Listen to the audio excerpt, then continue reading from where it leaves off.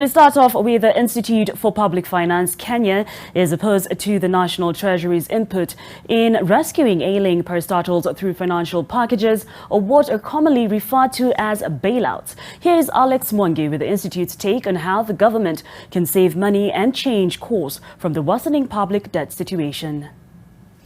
The presentation. The Institute for Public Finance Kenya perceives certain parastatals as a drag on the economy. We're also asking the government to stop bailing out parastatals that are not providing any service to citizens, commercial enterprises.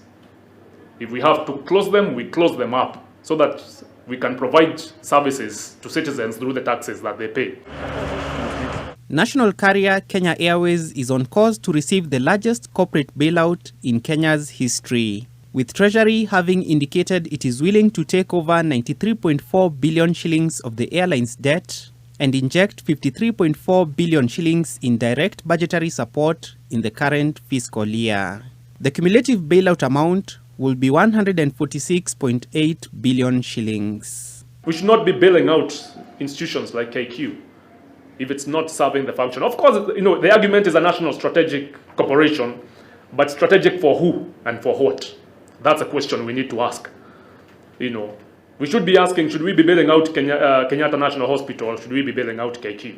The Institute for Public Finance Kenya is offering this roadmap as a means of reducing government expenditure in order to put the country on a sound financial path. And of course, we know there has been state corporations, those framework, the mwongozo. There has been recommendations on what needs to be consolidated, and that's what we are calling the government to implement. Even the coming government, post-August 2022, they need to be seriously, for us to put our finances back into place, we need to consolidate those state corporations that are not strategic. Muraguri spoke during the release of the Institute's macro fiscal analytics snapshot of Kenya. According to the Institute, the economic damage caused by COVID-19 has been worse than originally anticipated and leaves the GDP 9% below the pre-crisis forecast by 2023, with more than 2 years of progress lost on poverty reduction. A sustainable economy. Alex Mwangi, NTV.